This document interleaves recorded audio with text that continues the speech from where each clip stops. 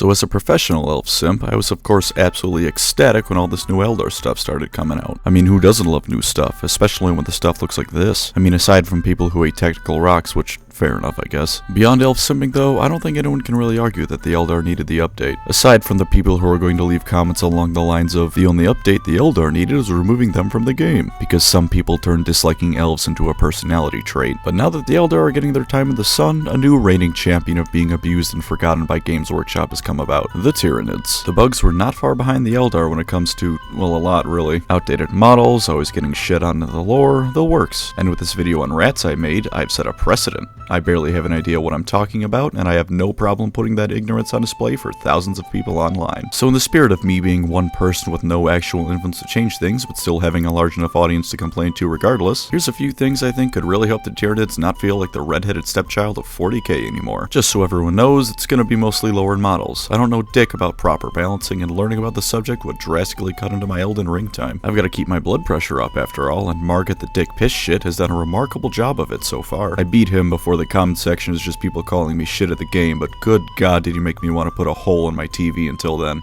Anyways, yeah, Tyranids. First problem, their models. Now in all fairness, they aren't quite as bad as the Eldar ones were. I mean, some of those old Guardian faces and the Phoenix Lords, ugh. And because the Tyranids are all gribbly bug monsters, they can look good a lot longer than other factions can. What people like in the designs of armor and bodily proportions change with the generation, but the idea of big scary Cthulhu insect thing that wants to eat me is a pretty static idea. Static in that it's always absolutely terrifying. That being said, some of them are really showing their age, even with the grace the Tyranids have. I mean, look up the Raveners and you'll see exactly what I'm talking about. It's like a hive fleet absorbed nothing but people who ate Citadel paints for sustenance. They actually look like they're made out of Play-Doh. The snake-like design as a concept is pretty interesting, but the execution is not aging well. Aside from the travesty of the Raveners, the Gene Stealers and Lictor are probably the worst. On their own, they're showing their age and look pretty silly nowadays. But if you look up screenshots of the Deathwing first-person shooter, or better yet, just go play it, you can see just how terrifying those things would look if they were given models that weren't decades old. I mean, for God's sake, this one looks like its jaw is just a hunk of corn on the cob. How am I supposed to be afraid of this thing? The only major saving grace is that the Tyranids don't have too many resin models, at least from my browsing of the web store. It's mostly the ones that, as of me writing the script, are on the last page of the store. The Lictor and Death Leaper in particular not only look their age, but are made of resin and therefore shit. But the plastic ones still have their problems looking silly and showing their age, so even with that upside, they still aren't doing great. As for fixing this problem, I think it should go in a similar direction to the Eldar. Make the models a little less cartoony than they are now. Here's the Broodlord that's currently available. He looks like he's got some awful cross between intense constipation and intense diarrhea. Not great. Now here's the Broodlord from Deathwing. He looks like he crawled out of a nightmare that a horror movie character would have. This thing makes the Demons of Chaos look pathetic. Essentially, just update the Tyranid range along these lines. They'd go from pretty silly looking to something truly horrifying. On the topic of models, I think a few more special characters wouldn't be amiss, and the existing ones could definitely be touched up. Now, unlike when I made this point for the Skaven video, I don't think they should get new characters narratively. I mean, the Tyranids are a hive mind. The perspective of a single Hormagond about its place in the universe A doesn't matter, and B isn't a thing that exists. Don't give me a book about how the Swarmlord is actually quite depressed he has to murder things all the time. But some models for Tyranids that are so effective at killing that life form is constantly reused in the same vein as the Swarmlord would be pretty cool. And as for the existing ones, unless I'm mistaken, it's just the Swarmlord, Old One-Eye, and the Red Terror. The Red Terror model is resin, so already off to a bad start, and it just looks confused. What am I looking at here? What is this thing? It's ugly and I don't understand what the design concept here is, and it just really needs a touch-up. It looks like someone tried to circumcise a snake. The Swarmlord, to be fair, does look pretty cool. I'm sure he could be touched up a bit, but I don't really think there's any glaring flaws. And my favorite of the bunch, model-wise, is Old One-Eye. It's just a Carnifex with a crab claw and a bit of skin missing. It's not a legendary monster that causes untold destruction. That's what happens when you royally fuck up boiling a lobster and it breaks loose. These fellas need an update, and maybe a few friends to eat out some humans with. Bad phrasing that's gonna lead to some truly abominable images to be posted in my Discord aside, that's my major complaints and advice for the models. I cannot wait for this to eventually happen, for me to take all the credit for it, because clearly I influenced the corporation of Games Workshop to do that. Not any of the other 40k content creators that are as big as 20 or more of me. I did that. Update, they announced a Combat Patrol and Tyranid Codex while I was working on this video, so you're welcome. Now for their lore. Since I don't play Tyranids, their models being old and silly doesn't bother me too much. I mean, I'm not painting them, so it doesn't really affect me. But even as someone who plays the elves in space, I can't help but weep tears of sorrow over how the Tyranids are treated in the lore. They're supposed to be one of the biggest threats in the setting. Not only does the Imperium think the Tyranids have yet to arrive in force, but according to one in-universe report, they'll need to increase weapons production 500% to be able to fight them off. Yeah, the army of trillions needs to quintuple its size in order to fight them.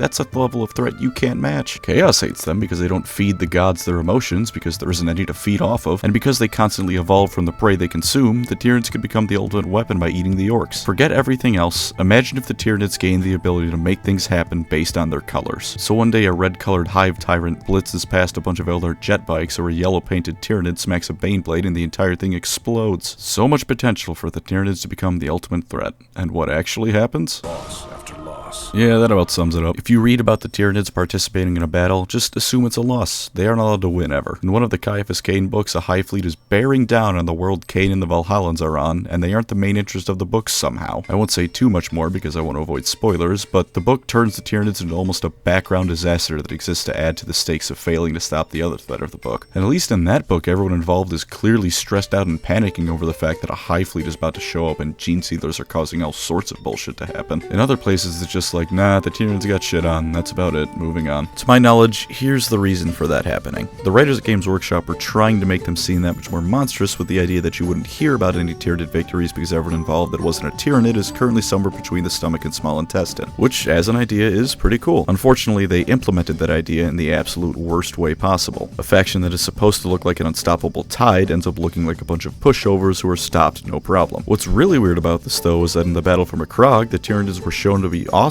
Yes, they lost, but I mean, come on, they were invading the homeworld of the mascots of Games Workshop. Of course they would lose. And even despite the fact they went up against the author's pets, they put up one hell of a fight. Hundreds upon hundreds of Ultramarines were slain, Marnius Calgar was turned into the Black Knight, and assets that couldn't be replaced were sent straight to hell to stop the Tyranids. It made the Ultramarines look like they were fighting a truly desperate battle against an unstoppable force, not just doing pest control. And yet aside from this, we have Octarius, where they've only just started to gain the upper hand after how many years of lore for this, and everything else they're involved in, where they lose. My favorite is how when they finally invaded Baal, a whole bunch of the Hive fleet just ended up being murdered by Kabanda, because Chaos had gone more than 5 minutes without its lore being jerked off, so Games Workshop had to fix that up real quick. That's the other problem with the Tyranids lore. They're the bad guys that are defeated to make other bad guys look scarier. Here's what I think should be done to fix this. One option is to finally have the Tyranids arrive in force. It doesn't need to be completely galaxy ending, because then, I mean, we wouldn't have a war game anymore. Truth be told, if any faction was going to win, I honestly think it would most likely be the Tyranids, but I still don't want N times 40k to happen because the faction with the motivation of universal vor came out on top. Plus, I mean, obviously the Tower going to win. Come on, how can you not see this coming? Have a massive Hive fleet finally show up and begin devouring planet after planet. They've already been shown to be able to arrive from under and above the galactic plane, so the Great Rift wouldn't even be an issue for them. They can just be like, I see this massive hellstorm has cut the galaxy in half, but that really seems like more of a you-all problem. It can emphasize just how outnumbered the galaxy truly is when all of a sudden they start showing up on every front. One Hive fleet already exists whose sole purpose is to counteract chaos, so it could even shut down the Rift a bit and open more gateways to the Dark Imperium. Sorry for giving Games Workshop the idea, Chaos fans.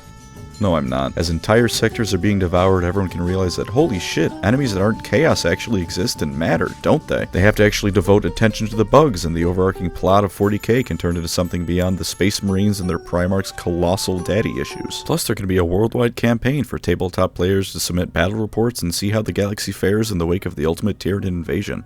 Doesn't that sound fun? Just, you know, pretend Storm of Chaos didn't exist and we can pretend there's no precedence for this sort of thing going horribly bad. Of course, GW can fix the lore problem of them always getting the shit kicked out of them in other ways. One of them is to, you know, write about them finally winning a goddamn battle for once in their lives. It wouldn't even be that hard. Have a single ship manage to survive a battle somehow and the captain can tell the story of how an entire Imperial fleet was eaten, how a force of Space Marines and Guardsmen was devoured, and despite their bravery, there was nothing that could be done to hold back the unending tide of Tyranids. You don't need to write many of these things, GW, just, you know, a few of them every now and then. Just take 5 seconds from drooling over the Space Marines to remember the bugs exist, that's all we're asking. Or you could even do it in a sort of retroactive way and have a group of Inquisitors visiting the site of Tyranid defeat only to find out just how much devastation was caused in the system until they were finally defeated. Have them scout around the sector and realize that while the Imperium held on to Planet W, planets X, Y, and Z were completely stripped of life and Planet W is currently infected with gene stealers. Or if you still really want to stick with the no one hears about Tyranid victories because everyone involved died angle, just write them a little bit differently. Here's an example for you. I'm so generous I won't even ask to be cited in the Codex. While the Tyranids were held off at Forge World Hephaeston, no word has yet reached us from the surrounding subsectors for several years now. Or how about this? We have yet to receive the Tith from any of the planets in subsector Macarius, which we have recently traced to be the origin of High Fleet Lamia, which was defeated on the planet of New Cadia. Do you see how goddamn easy this is? I made both of those up in less than a minute total. If you go this angle, you still get to only mention Tyranid defeats, defeats, but those defeats look hollow and more costly. The faction of big scary monsters can actually look like an unending, unrelenting tide rather than generic chaff that gets gunned down by the heroes on their way to defeat the actual villain. So yeah, there's some ideas on how to make the Tyranids a bit less shit in the current setting of Warhammer. And like I said, in the upcoming codex, if any of these things do happen, feel free to thank me for it because it was clearly all my idea. Not a coincidence, it was all me. Thank you, of course, to my channel members. You are the undefended agri-world to my Tyranid hive fleet, keeping me sustained for months to come. Thank you all for watching, and take care out there. Oh, and they should also make some Tyranid Doujins, because nothing would bring me more joy than 40k tentacle porn. My family still hasn't found the channel yet. Here's to hoping they don't for another 75k subs and I can make this my job before they disown me for this kind of trash.